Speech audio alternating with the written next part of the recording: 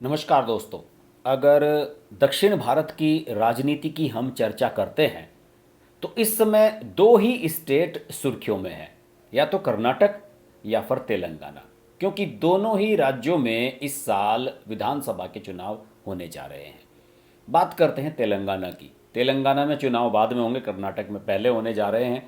लेकिन जो सुर्खियां इस समय चल रही हैं तेलंगाना को लेकर, और वहाँ पर केसीआर की सरकार, बीजेपी, कांग्रेस उनके मुकाबले में खड़े होने के लिए तैयार, इन सब घटनाक्रमों के बीच जो एक ताज़ा घटनाक्रम हुआ है उसने तेलंगाना को पूरे राष्ट्रीय पटल पर हाईलाइट कर दिया है। केसीआर की बेटी और एमएलसी के कविता को ईडी ने समन किया है और वो 11 मार्च को ईडी के सामने प्रस्तुत होने वाली हैं। दिल्ली शराब घोटाले मामले में ईडी ने उन्हें मुख्य अभियुक्तों में से एक माना है और माना है कि जो साउथ की लॉबी शराब के माफियाओं के साथ मिलकर जो राजनीतिक कुचक्र चला गया दिल्ली में, जिसमें मनीष सिसोदिया जेल जा चुके हैं, दिल्ली के डिप्टी सीएम, उसमें के कविता एक महत्वपूर्ण कड़ी है। एक बड़ा घटनाक्रम चला है और के कविता को यह समन जब रिसीव कराया गया, ये समन 8 मार्च को उन्हें मिला, होली के दिन मिला जब देश होली मना रहा था, और उनसे कहा गया कि आप 9 मार्च को प्रस्तुत हों ईडी के सामने दिल्ली में आकर। बहुत कम समय था। जाहिर सी बात है, के कविता ने कहा कि मुझको कुछ समय दिया जाए और मुझे 15 मार्च तक का समय दिया जाए कि मैं इसकी तैयारी कर सकूं, अपने वकीलों से बात कर सकूं। और 10 मार्च को उन्होंने एक धरना जंतर मंतर पर दिल्ली में प्रपोज किया हुआ है, महिलाओं के लिए जो आरक्षण बिल है उसके समर्थन में। तो उनका ये कहना था कि मुझे उसकी भी तैयारी करनी है, इसलिए मैं 15 मार्च से पहले प्रस्तुत नहीं हो सकती। लेकिन ईडी ने उनकी मानी नहीं। ईडी के अधिकारियों ने कहा कि हमने हैदराबाद से तेलंगाना के एक बड़े कारोबारी को, जो इस शराब मामले में एक महत्वपूर्ण कड़ी है, रामचंद्र पिल्लई, उसको अरेस्ट किया है और उसकी हमें रिमांड 13 मार्च तक की कस्टडी मिली है। तो उससे पहले हम पिल्लई के सामने के कविता को बैठाकर कुछ सवालात करना चाहते हैं। इससे पहले पिल्लई के और मनीष सिसोदिया के बीच में भी सवाल जवाब किए गए, दोनों को तिहाड़ जेल में आमने सामने बैठाकर। ये घटनाक्रम तो हो चुका है। अब के कविता को जब ये के कविता ने कहा कि मुझे समय और चाहिए, तो उन्होंने कहा कि ठीक है, आपका 10 मार्च को दिल्ली में धरना प्रदर्शन का कार्यक्रम है, तो आप 11 को आ जाइए, क्योंकि दिल्ली में धरने प्रदर्शन के लिए तो आप पहुंचेंगी ही। वैसे के कविता कल शाम, यानी कि होली की शाम को ही, 8 मार्च की शाम को ही दिल्ली पहुंच गई थी। इससे पहले वहाँ हैदराबाद में मीडिया वालों ने इनसे बात करने की कोशिश की, जो इन्हें समन आया है इसके बारे में, लेकिन उन्होंने मीडिया से बात करने से इनकार कर दिया। फिर वो दिल्ली आ गई और दिल्ली में शायद वो तेलंगाना भवन में ही ठहरी हुई हैं। ये अभी मुझे जानकारी नहीं कि किसी तेलंगाना भवन में ठहरी हैं या फिर किसी 5 स्टार होटल में वो रुकी हुई हैं। लेकिन के कविता का नाम आना और ईडी का उन्हें समन कर देना, ये एक बहुत बड़ा चैलेंज है केसीआर के लिए। केसीआर अपनी नेशनल एम्बिशंस के साथ आगे बढ़ रहे हैं। उन्होंने अपनी पार्टी का नाम टीआरएस से बीआरएस कर लिया, तेलंगाना राष्ट्र समिति से भारत राष्ट्र समिति कर लिया। कई बड़ी बड़ी रैलियां कर चुके हैं। अखिलेश यादव और अरविंद केजरीवाल, भगवंत मान इनको बुला चुके हैं। अरविंद केजरीवाल और भगवंत मान का तो इनके साथ सीधा सीधा कनेक्शन है, आम आदमी पार्टी का और तेलंगाना राष्ट्र समिति का, ये तो पहले से ही स्पष्ट हो चुका है। और के कविता का नाम कई महीने पहले इस प्रकरण में आ चुका है। ईडी ने एक बार पहले पूछताछ की है के कविता से, और जब के कविता से हैदराबाद स्थित उनके आवास पर पूछताछ की गई तो वहाँ भारी हंगामा हुआ था, और उस समय सारे जो टीआरएस के कार्यकर्ता थे वो वहाँ पर एकत्र हो गए थे और नारेबाजी हुई थी। लेकिन अब की बार ईडी ने इसमें सतर्कता बरती है और उन्हें दिल्ली कॉल किया है। हालांकि हंगामा होने के पूरे पूरे चांस अब भी हैं। इन्होंने, केसीआर ने 10 मार्च को यानी कि कल एक बड़ी मीटिंग आहूत की है, जिसमें बीआरएस के सभी कार्यकर्ताओं को बुलाया गया है। ज़्यादातर उसमें जिला पंचायत अध्यक्ष, जिला अध्यक्ष, इनके एमएलसीज, सांसद, जो सीनियर लीडर्स हैं, उन सब को हैदराबाद में एकत्र होने के लिए कहा गया है। और इसके पीछे ये भी प्लानिंग बताई जा रही है कि शायद आज और कल, यानी कि 9 मार्च और 10 मार्च को बहुत भारी संख्या में तेलंगाना से कार्यकर्ता दिल्ली पहुंचेंगे और 11 मार्च को जब के कविता को ईडी के सामने प्रस्तुत किया जाएगा या ईडी के सामने वो अपना बयान देने के लिए जाएंगी तो दिल्ली के ईडी कार्यालय पर जबरदस्त प्रदर्शन किया जाएगा। देखिए, कुछ शिकायतें भी हैं।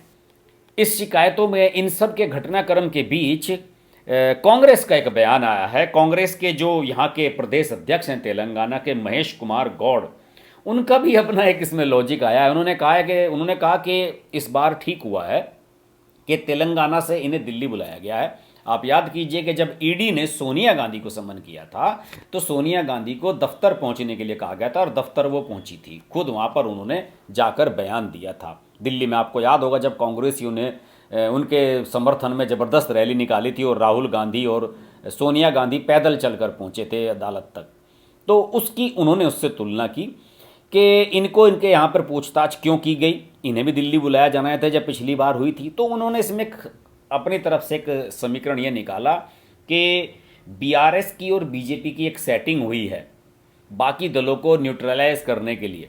उनका ये कहना है कि जो गैर बीआरएस विरोधी मत हैं तेलंगाना में वो बीजेपी के समर्थन में पोलराइज हो जाएं, इसी वजह से दोनों की ये साठगांठ हुई है। लेकिन घटनाक्रम तो कुछ और ही कह रहा है, जो अब चीज़ें बनती हुई नजर आ रही हैं। देखिए, मैं यहाँ पर एक बहुत अहम बात आपसे कहना चाहूँगा कि के कविता 10 मार्च को महिला आरक्षण विधेयक के समर्थन में कि पार्लियामेंट में इस बिल को लाया जाए और महिलाओं को 33% आरक्षण दिया जाए, इसके समर्थन में धरना प्रदर्शन तो करने वाली हैं। उसमें कितनी भीड़ होगी ये तो आने वाला समय बताएगा, कल ही पता चलेगा। लेकिन उस आयोजन को किस तरीके से कहाँ पर कोरिलेट करा जा रहा है, जरा उसकी कड़ियाँ आप देखिएगा। महिला दिवस पर कार्यक्रमों में भाग ले रहे हैं उनके भाई केटीआर, उनके पिता भी कुछ कार्यक्रमों में भाग लिया। अंतर्राष्ट्रीय महिला दिवस मनाया जा रहा है और महिला दिवस के दिन ही इन्हें शराब घोटाले में समन हो रहा है। तेलंगाना में जो बीजेपी के अध्यक्ष हैं और सांसद हैं बी संजय कुमार, उन्होंने तो साफ कहा है कि पूरे तेलंगाना का अपमान करा दिया इन्होंने, तो हम तो शर्मिंदा हैं। और वो बार बार ये कह रही हैं कि ये केसीआर ये कह रहे हैं कि ये तेलंगाना पर आघात है। उन्होंने कहा कि तेलंगाना पर कैसे आघात है, तेलंगाना के लोगों ने थोड़े शराब का घोटाला किया है, भ्रष्टाचार किया है, आपकी बेटी ने किया है, वो जाए और ईडी को फेस करे।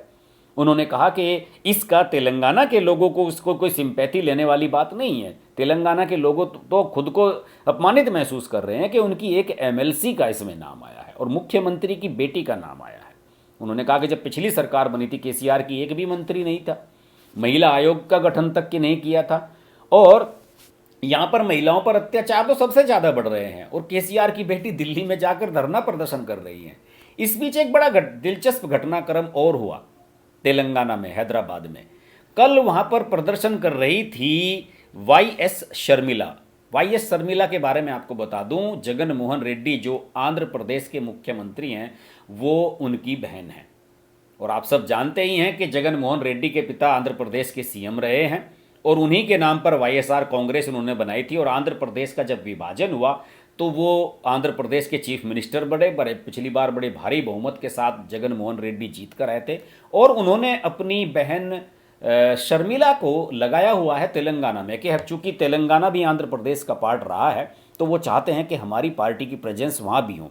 और उनका मुख्य टारगेट है कि तेलुगु देशम को दोनों राज्यों से ख़त्म कर दिया जाए, चंद्रबाबू नायडू की पार्टी को। कुछ लोग कहते हैं कि वो अंदर खाने बीजेपी के साथ भी हैं और हो सकता है कि तेलंगाना में वो बीजेपी के साथ खड़े हुए नजर आए। लेकिन जो उनकी बहन है शर्मिला, वो समय समय पर धरने प्रदर्शन वहाँ पर करती रहती हैं। और देखिए, महिला आरक्षण का समर्थन करने वाले केसीआर और उनकी बेटी के कविता, इनका एक जरा घटनाक्रम देखिए कि शर्मिला ने कल कहा कि मैं महिला दिवस है 8 तारीख, मैं मौन दिवस के रूप में इसे मनाऊंगी, सारे दिन का हम मौन व्रत रखेंगे और हम एक मौन मार्च निकालेंगे वहाँ पर तेलंगाना में। लेकिन जब वो मार्च निकालने के लिए काली पट्टियाँ बांध कर गई तो उन्हें अरेस्ट करवा दिया केसीआर ने।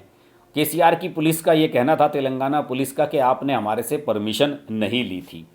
अब देखिए, शर्मिला ने आरोप लगाया कि एक तरफ तो आप महिला आरक्षण की बात करते हैं और दूसरी ओर अपनी बेटी के अलावा किसी और महिला को आगे नहीं बढ़ने देते हैं। आपने अपनी पार्टी में कितना रिजर्वेशन दिया हुआ है, जरा महिलाओं को ये तो बताइए, आप महिलाओं का जो बात उठा रहे हैं। और दूसरे, उन्होंने ये कह रहा था कि शराब घोटाले में आपकी बेटी का नाम आना तो ये बहुत महिलाओं के लिए और ख़ासतौर से तेलंगाना की महिलाओं के लिए सिर सर से झुका देने वाली बात है।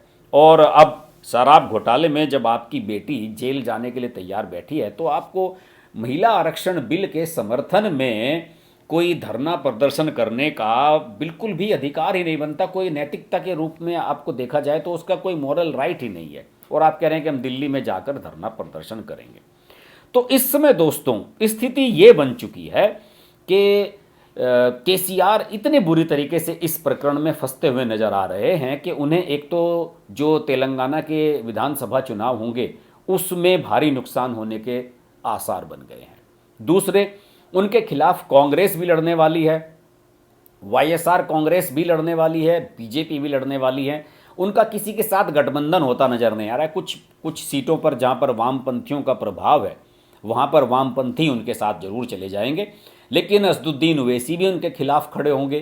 तो केसीआर को ऐसा लग रहा है कि इस बार तो तुम्हारी कुर्सी गई। जब से तेलंगाना राज्य बना है 2014 से, उन्होंने कोई हार का मुंह चखा ही नहीं है। और इस बार सारे समीकरण ऐसे बनते हुए नजर आ रहे हैं कि केसीआर को हार अपने सामने खड़ी हुई नजर आ रही है। इसलिए तो वो सारे विरोधी दलों को एकत्र करने में लग गए कि साहब नरेंद्र मोदी के खिलाफ अभियान चलाया जाए, 2024 के लिए सबको एक किया जाए। लेकिन 2024 केसीआर के लिए बहुत दूर है। पहले उन्हें 2023 में अपनी जमीन बचाने होगी, तभी वो 2024 में नरेंद्र मोदी के खिलाफ केंद्र में कुछ करने की स्थिति में बच पाएंगे।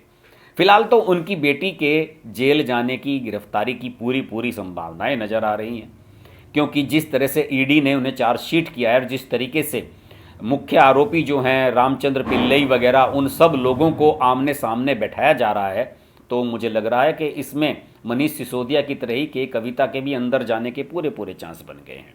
इस पूरे घटनाक्रम से इतना तो तय हो गया है कि अपनी बेटी को बचाने के लिए और दूसरी की बेटी की आवाज़ को दबाने के लिए आप उन्हें तो अरेस्ट करवा रहे हैं, लेकिन जब अपनी बेटी की गिरफ्तारी की बारी आ रही है तो आपको इसमें राजनीति नजर आ रही है।